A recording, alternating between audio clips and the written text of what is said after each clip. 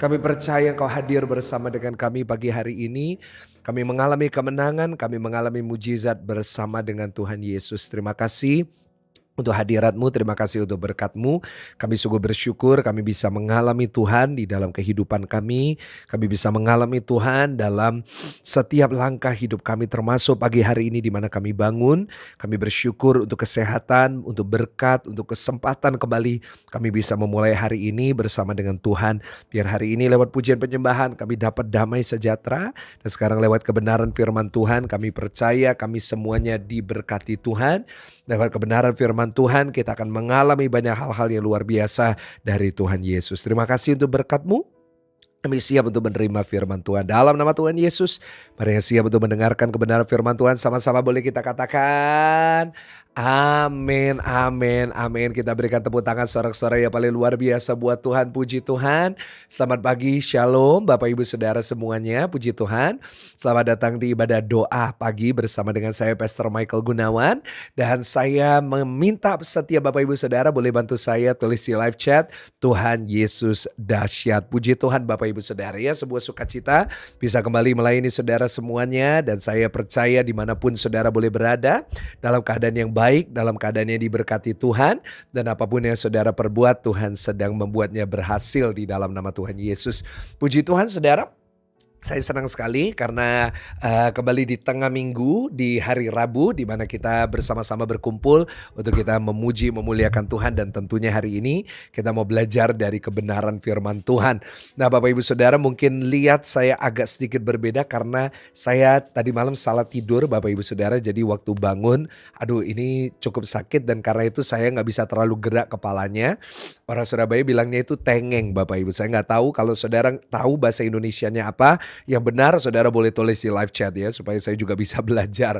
Dan saya juga agak sedikit flu Bapak Ibu Saudara, jadi mohon doanya supaya saya bisa kembali fit karena memang karena jadwal, karena memang begitu banyak hal-hal yang harus dilakukan, ya saya akhirnya menurun imunnya dan karena itu saya kena flu Bapak Ibu Saudara. Tapi nggak apa-apa, meskipun flu kita tetap semangat lagi untuk kita memuji nama Tuhan ya. Bapak Ibu, saya percaya saudara semuanya pasti diberkati Tuhan. Nah, hari ini kita bersama-sama mau belajar kebenaran firman Tuhan.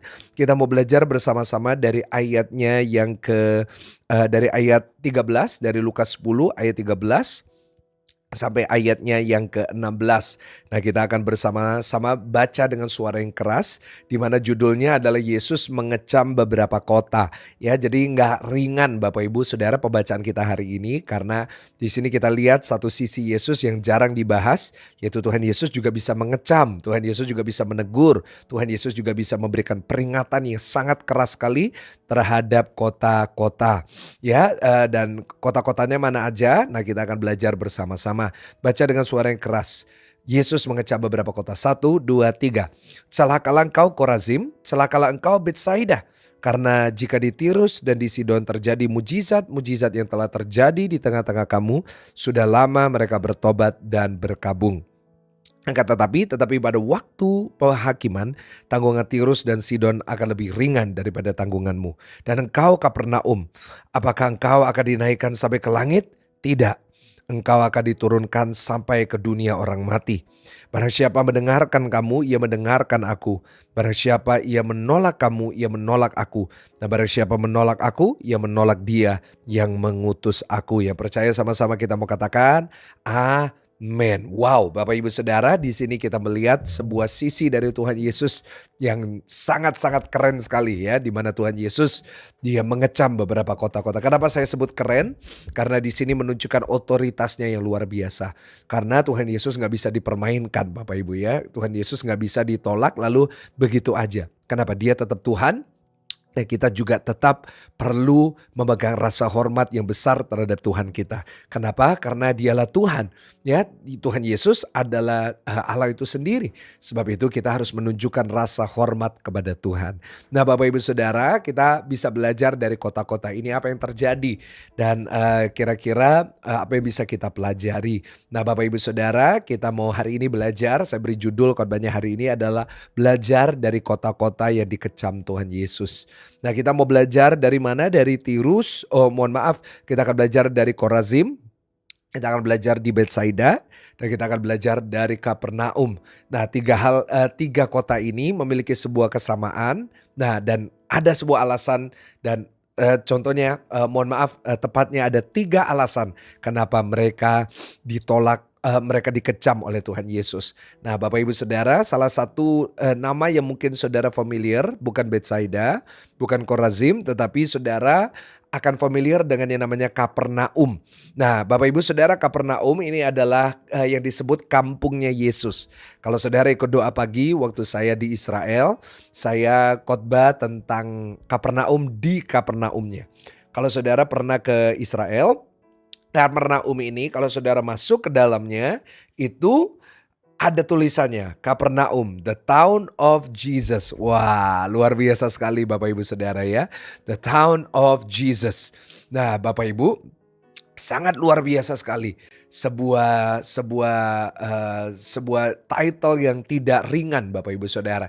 Nazaret tidak disebut kampung Yesus, Bethlehem tidak disebut kampung Yesus, tapi disebut kotanya Yesus adalah Kapernaum. Kenapa? Karena Kapernaum adalah tempat di mana Tuhan Yesus banyak mengajar, Tuhan Yesus banyak mengadakan mujizat, Tuhan Yesus mengadakan begitu banyak hal-hal yang luar biasa, bahkan khotbah-khotbah yang sangat luar biasa sekali Tuhan Yesus sampaikan di Kapernaum. Lalu pertanyaannya, kenapa mereka dikecam? Kenapa kok mereka tidak mengalami hal-hal yang seharusnya mereka alami, bahkan mereka harus dikecam. Nah, hari ini kita mau belajar bersama-sama. Kita belajar dari kota-kota ini ya, kenapa mereka dikecam dan apa yang terjadi kalau kita ini dikecam. Jadi jangan sampai saudara dan saya ini dikecam oleh Tuhan ya. Bapak Ibu Saudara, yang pertama, nah kita mau bersama-sama baca dari ayatnya yang ke-13.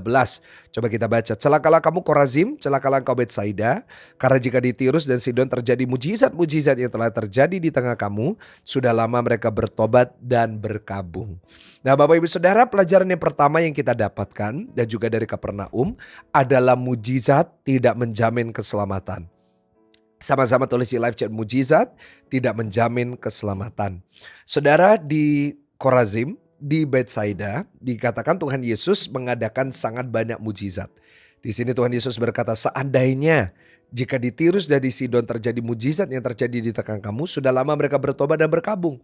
Nah, Tirus dan Sidon merupakan sebuah tempat yang sangat-sangat penuh dengan orang-orang berdosa. Nah, tetapi dikatakan bahwa jika di sana terjadi banyak mujizat, mereka udah bertobat. Nah, masalahnya adalah di Korazim dan di Betsaida banyak mujizat yang terjadi. Banyak pertolongan Tuhan, banyak keajaiban dinyatakan di sana. Tetapi masalahnya adalah mereka tidak bertobat. Nah, Bapak Ibu Saudara, dari sini kita belajar ya. Kita belajar yang pertama bahwa mujizat itu tidak pernah menjamin keselamatan. Karena meskipun banyak yang mengadakan banyak mujizat yang terjadi di tengah-tengah mereka, banyak mujizat yang dialami sehari-hari lewat pelayanan Tuhan Yesus, tetapi itu tidak menjamin mereka selamat daripada kecaman dari Tuhan Yesus. Kenapa? Karena seringkali mujizat yang terjadi, berkat yang diberikan bisa membuat seseorang bukan malah bertobat, bukan malah jadi lebih baik, tetapi justru bisa membuat seseorang hidupnya makin jauh dari Tuhan, bisa membuat orang itu hidupnya lengah dan akhirnya mereka tidak lagi memiliki semangat untuk mengikut Tuhan. Saudara, yang namanya Kapernaum itu gak kekurangan mujizat. Di Kapernaum begitu banyak mujizat, salah satunya adalah di mana mertuanya Petrus yang sakit panas disembuhkan oleh Tuhan Yesus. Itu salah satu mujizat yang sangat-sangat luar biasa yang terjadi di Kapernaum. Karena pada zaman itu kalau orang sudah sakit panas, belum ada paracetamol, belum ada Panadol, mereka bisa-bisa kemungkinan besar akan meninggal dunia, mereka akan mati. Tetapi Tuhan Yesus melakukan mujizat di sana. Dan tidak terhitung berapa kali Tuhan Yesus melakukan mujizat juga di sana. Nah, sebab itu di sini kita bisa baca bahwa mujizat itu gak pernah jamin orang itu bertobat. Karena itu, kenapa Tuhan Yesus tidak selalu buat mujizat setiap hari? Pertanyaannya, kenapa Tuhan Yesus tidak melakukan mujizat dengan cara-cara yang luar biasa setiap hari dalam hidup kita? Karena kalau setiap hari kita diberikan mujizat, kalau setiap hari kita dikasih berkat yang berlebih, apa yang terjadi? Yang terjadi adalah kita akan menjadi orang-orang yang lengah, yang jauh dari Tuhan. Bahkan kita gak akan mau bertobat, kita gak akan cari Tuhan, kita gak akan mau ibadah, kita akan jadi malas pelayanan. Kenapa? Karena kita udah nyaman dengan segala berkat yang sudah kita terima.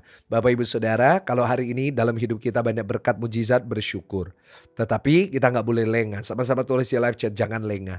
Jangan sampai karena mujizat itu malah kita kehilangan keselamatan. Di Kapernaum kurang mujizat apa? Tapi mereka nggak mau bertobat. Mereka nggak mau berubah.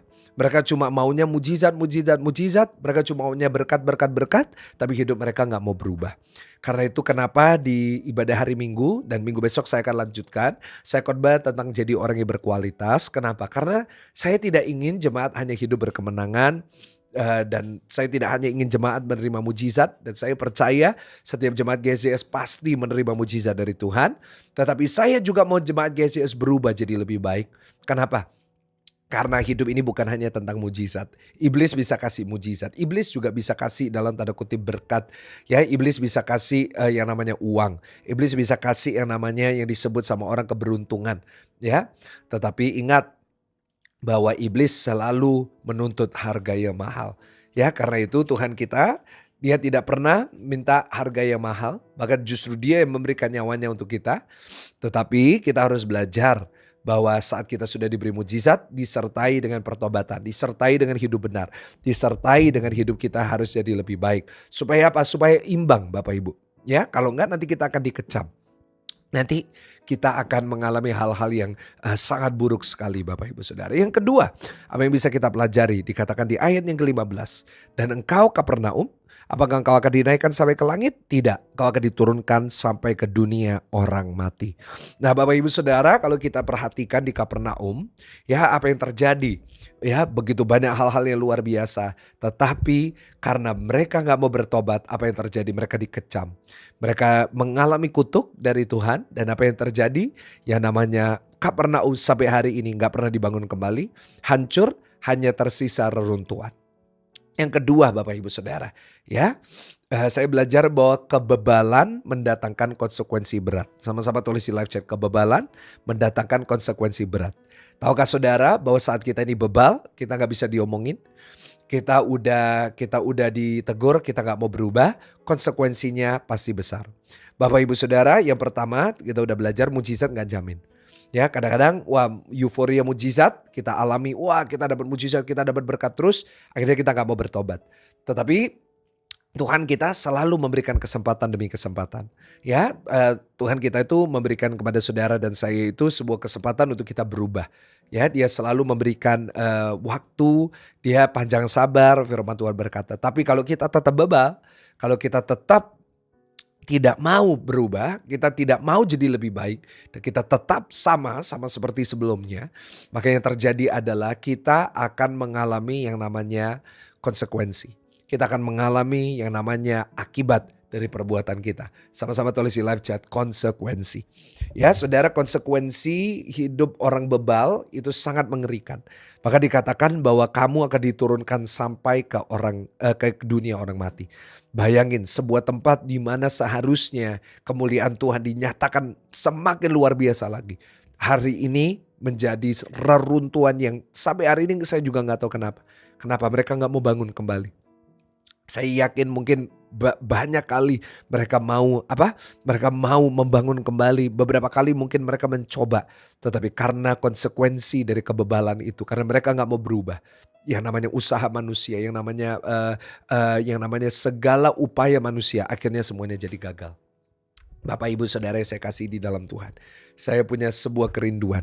Supaya kita ini benar-benar gak sampai mengalami kecaman dari Tuhan. Kita ini gak sampai hidupnya ini akhirnya ngalamin banyak hal-hal yang buruk. Hanya karena kita bebal. Ya, karena Tuhan itu akan selalu panjang sabar sama kita. Tuhan akan selalu berikan kesempatan. Tapi kalau kita udah berkali-kali diingetin, kita udah berkali-kali udah disuruh bertobat, kita gak mau. Tuhan akan membiarkan konsekuensi berjalan. Supaya apa? Untuk kebaikan kita sendiri. Sama seperti kalau saudara seorang papa dan saudara punya anak yang sudah diomongin berkali-kali, tetap melakukan hal yang sama. Saudara udah lihat dia berkali-kali salah, saudara udah tegur dan dia gak mau berubah. Akan datang satu saat saudara berkata biarkan, dia akan ngalamin batunya. Biarin dia, kalau misalnya mau lanjut silakan lanjut. Dan akhirnya apa? Konsekuensi dibiarkan. Supaya apa? Karena seringkali kita harus belajar dengan cara yang keras. Tapi saya rindu kita gak ngalamin itu. Saya rindu kita nggak nunggu sampai dikecam. Saya berdoa kita nggak tunggu sampai hidup kita itu akhirnya mengalami banyak musibah. Tetapi kita selagi ada kesempatan kita bertobat. Tulis di live chat, selagi ada kesempatan bertobat. Selagi saudara udah salah diperingati, saudara setidaknya masih bersyukur dapat peringatan. Kita harus segera mau bertobat. Yang setuju dengan saya sama-sama katakan amin. Ya, kita harus mau bertobat, kita harus mau berubah. Kita harus belajar jadi orang-orang yang benar di hadapan Tuhan. Dan doa saya, kita bisa melakukan kebenaran firman Tuhan ini. Dan yang ketiga, yang terakhir Bapak Ibu Saudara, dikatakan di ayatnya yang ke-16. Barang siapa mendengarkan kamu, ia mendengarkan aku. Barang siapa menolak kamu, ia menolak aku. Barang siapa menolak aku, ia menolak dia yang mengutus aku. Bapak Ibu Saudara, yang pertama kita udah belajar mujizat tidak menjamin keselamatan.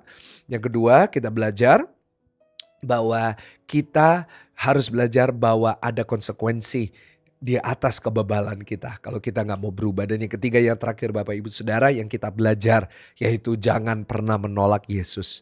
Tulis di live chat, jangan pernah menolak Yesus. Bapak Ibu Saudara, ada orang yang melihat mujizat Tuhan mereka mau, tetapi pada akhirnya mereka menolak Yesus. Kenapa? Mereka hanya mau mujizatnya, mereka hanya mau berkatnya, mereka mau ngalamin mujizatnya, nggak mau dengar Yesus. Dan apa yang terjadi? Mereka akhirnya juga dibuang. Bapak Ibu Saudara, jangan sampai dalam kehidupan kita menolak Tuhan. Jangan sampai dalam kehidupan kita tidak menghormati Tuhan. Jangan sampai dalam kehidupan kita kita melakukan kesalahan yang dibuat oleh Korazim, yang dibuat oleh Betsaida, yang akhirnya juga dibuat oleh Kapernaum, yaitu menolak Tuhan. Kalau dia sudah ada di dalam hati kita, kalau Tuhan sudah menyelamatkan kita, jangan sampai kita meninggalkan dia. Sekali Yesus, tetap Yesus. Sama-sama tulis di live chat, sekali Yesus, tetap Yesus. Bapak Ibu Saudara, Kapernaum seharusnya menjadi Yerusalem. Ya, menjadi satu tempat yang indah, menjadi satu tempat yang sangat luar biasa. Tapi hari ini tersisa reruntuhan. Apakah kita mau jadi seperti itu? Hari ini kita jadi orang Kristen. Hari ini kita jadi orang yang diberkati, tapi 10 tahun, 20 tahun kemudian, hanya karena saudara menolak Tuhan, saudara kehilangan semua berkat dan mujizat itu, dan saudara kehilangan keselamatan? Tentunya tidak. Sebab itu doa saya, jangan pernah engkau ingkar, jangan pernah engkau tolak Tuhan. Dan saya percaya ada berkat, ada mujizat, pertolongan Tuhan buat setiap saudara semua. Tundukkan kepala saudara. Kami bersyukur untuk hari ini. Kami bersyukur untuk firman Tuhan. Kami bersyukur untuk hadirat-Mu. Terutama kami bersyukur untuk firman Tuhan yang mengingatkan kami bahwa mujizat bukan jaminan kami diselamatkan. Bahwa kami gak boleh bebal karena ada konsekuensi. Dan kami belajar, kami gak boleh menolak Tuhan. Kami buka hati kami untuk Engkau bekerja. Kami buka hati kami untuk setiap firman masuk. Dan kami percaya berkat dari Tuhan Yesus menyertai kami. Berkati jemaat Tuhan, berkat dari Allah Bapa, Allah Putra, Allah Roh Kudus memberkati jemaat Tuhan. Mulai hari ini sampai selama-lamanya di dalam nama Tuhan Yesus. Yang sudah diberkati Tuhan, sama-sama dengan saya kita mau katakan amin. Kasih tepuk tangan yang paling meriah, tepuk tangan yang paling dahsyat buat Tuhan. Bapak Ibu, saya percaya saudara sudah diberkati. Jangan lupa share dengan teman-teman saudara. Saya percaya firman Tuhan hari ini, pujian penyembahan hari ini lewat doa pagi bisa memberkati kita semuanya. Jangan lupa besok pagi jam 5 pagi tetap kita ada doa pagi. Dan saya percaya saudara diberkati. Dan besok ada doa malam. Dan minggu besok saya akan khotbah sepanjang hari dari luar kota. Mohon bisa segera booking tiketnya untuk segera ke Surabaya. Saya mau bertemu dengan saudara. Tuhan Yesus memberkati menyertai saudara. Haleluya. Amin.